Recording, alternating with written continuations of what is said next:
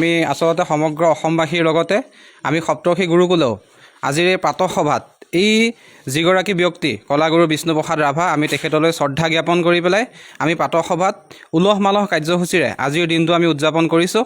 আজিৰ এই বিশেষ দিনটোত আমাৰ কেইবাগৰাকী ছাত্ৰ ছাত্ৰীয়ে গীত পৰিৱেশন কৰাৰ লগতে আমাৰ কিছু সংখ্যক ছাত্ৰ ছাত্ৰীয়ে খুব ধুনীয়াকৈ বাঁহীৰ সুৰত ৰাভাদেৱৰ যি গীত সেই গীত প্ৰকাশ কৰিব বিচাৰিছে। ইয়াৰ উপৰিও কিছু এনেকুৱা ছাত্ৰ ছাত্ৰী আছে যি ছাত্ৰ ছাত্ৰীসকলে ৰাভাদেৱৰ গীতত খুব সুন্দৰকৈ অভিনয় কৰিব। মুঠৰ ওপৰত আমি সপ্তৰ্ষি গুৰুকুলে এইটোৱে বিচাৰিছোঁ যে কলাগুৰু বিষ্ণুপ্ৰসাদ ৰাভা আমাৰ অসমীয়া সংস্কৃতিত আমাৰ অসমীয়াসকলৰ মাজত সদায় জাগ্ৰত হৈ থাকক। কলাগুৰু বিষ্ণুপ্ৰসাদ ৰাভাৰ স্মৃতিত আমাৰ সপ্তৰ্ষি গুৰুকুলৰ প্ৰাতঃ সভাৰ পৰাই উলহ মালহে গীত পালন কৰি আহিছে আৰু প্ৰত্যেকেই হেৰিয়ত আজি অনুষ্ঠানটোত প্ৰত্যেকজন ষ্টুডেণ্টে সকলোৱে অংশগ্ৰহণ কৰিছে।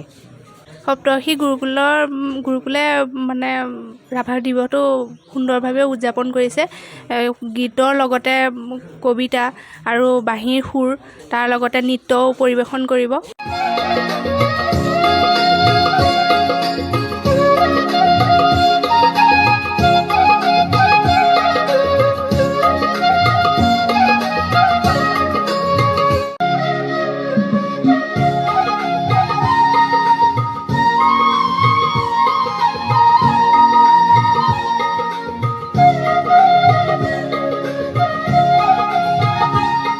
আমি আচলতে সমগ্ৰ অসমবাসীৰ লগতে আমি সপ্তৰ্ষি গুৰুকুলেও আজিৰ এই প্ৰাতঃ সভাত এই যিগৰাকী ব্যক্তি কলাগুৰু বিষ্ণুপ্ৰসাদ ৰাভা আমি তেখেতলৈ শ্ৰদ্ধা জ্ঞাপন কৰি পেলাই আমি প্ৰাতঃ সভাত উলহ মালহ কাৰ্যসূচীৰে আজিৰ দিনটো আমি উদযাপন কৰিছোঁ।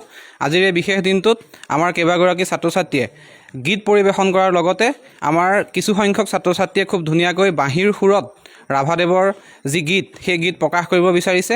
ইয়াৰ উপৰিও কিছু এনেকুৱা ছাত্ৰ ছাত্ৰী আছে যি ছাত্ৰ ছাত্ৰীসকলে ৰাভাদেৱৰ গীতত খুব সুন্দৰকৈ অভিনয় কৰিব। মুঠৰ ওপৰত আমি সপ্তৰ্ষি গুৰুকুলে এইটোৱে বিচাৰিছোঁ যে কলাগুৰু বিষ্ণুপ্ৰসাদ ৰাভা আমাৰ অসমীয়া সংস্কৃতিত আমাৰ অসমীয়াসকলৰ মাজত সদায় জাগ্ৰত হৈ থাকক। কলাগুৰু বিষ্ণুপ্ৰসাদ ৰাভাৰ স্মৃতিত আমাৰ সপ্তৰ্ষি গুৰুকুলৰ প্ৰাতঃ সভাৰ পৰাই উলহ মালহে গীত পালন কৰি আহিছে আৰু প্ৰত্যেকেই হেৰিয়ত আজি অনুষ্ঠানটোত প্ৰত্যেকজন ষ্টুডেণ্টে সকলোৱে অংশগ্ৰহণ কৰিছে। সপ্তৰ্ষি গুৰুকুলে মানে ৰাভা দিৱসটো সুন্দৰভাৱে উদযাপন কৰিছে।